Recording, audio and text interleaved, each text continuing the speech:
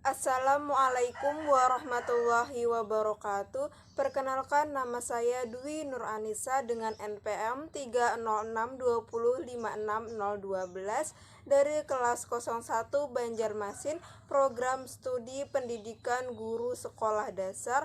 Pada video ini saya akan menjelaskan mengenai kesalahan berbahasa.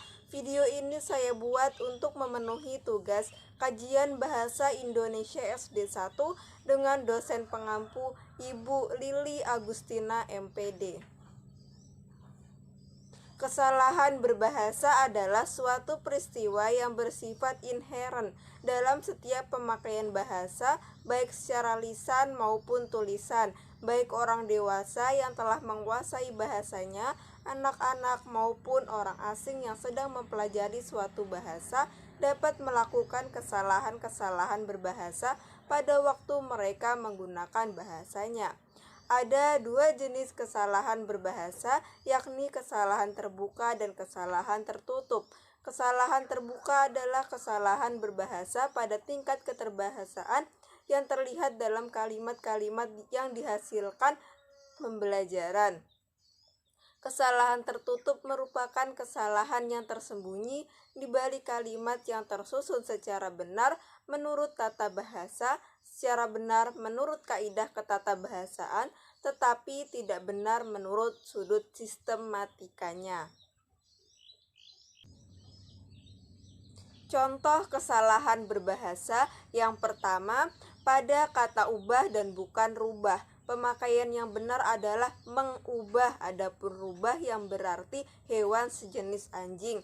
Contoh, lapangan basket itu diubah menjadi lapangan voli. Yang kedua, pada kata di mana atau di mana. Misalnya, di sebagai kata depan yang menunjukkan tempat, maka penggunaannya dipisah seperti di kantor. Sementara jika di sebagai kata sambung atau imbuhan seperti pada kata dimakan, maka penggunaannya harus dilekatkan pada kata dasarnya.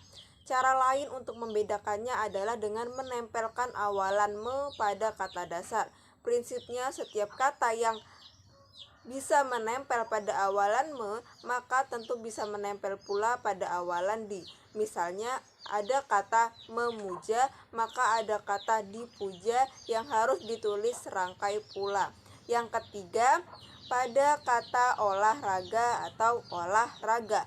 Bentuk kesalahan lainnya yang beredar di masyarakat adalah penulisan olahraga, sebab banyak yang menulisnya sebagai olahraga, padahal antara kata olah dan raga seharusnya tidak ada spasi.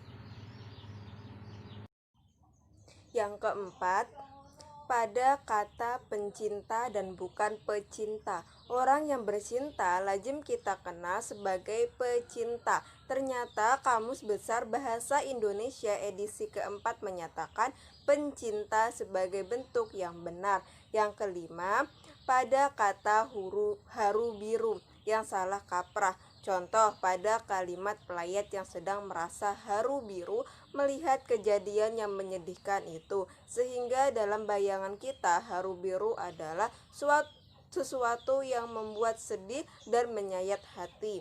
Padahal dalam Kamus Besar Bahasa Indonesia edisi keempat disebutkan bahwa haru biru bermakna kerusuhan, keributan, kekacauan, dan huru-hara. Yang keenam, pada kata pedestrian yang bukan pejalan kaki. Ada sebuah foto yang bagus yang dimuat di surat kabar nasional. Di bawahnya tertera warga tengah berjalan kaki di jalur pedestrian menikmati suasana kota.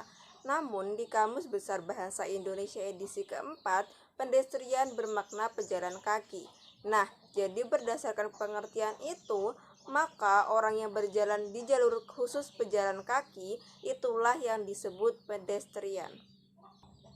Yang ketujuh, kesalahan penulisan kata Maha Kuasa atau Maha Kuasa.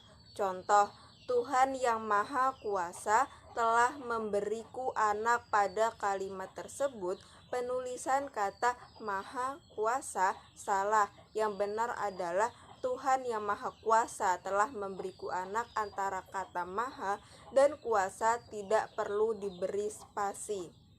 Yang kedelapan, kesalahan penulisan 20 atau 20. Contoh pada kata dia berjalan 20 km, penulisan kata 20 masih salah. Seharusnya dia berjalan 20 km.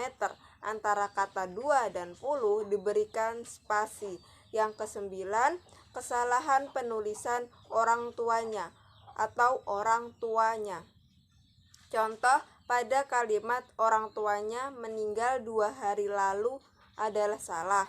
Yang benar adalah orang tuanya meninggal 2 hari lalu. Pada kata orang dan tuanya harus diberikan spasi. Yang ke-10, kesalahan pemilihan kata. Contoh, demikianlah agar Anda maklum dan atas perhatiannya saya ucapkan terima kasih. Pada kalimat tersebut, pemilihan katanya masih kurang tepat. Yang seharusnya, demikianlah agar Anda maklum dan atas perhatian Anda saya ucapkan terima kasih. Itulah tadi 10 kesalahan berbahasa. Semoga video ini bermanfaat bagi kita semua. Terima kasih telah menyaksikan. Wassalamualaikum warahmatullahi wabarakatuh.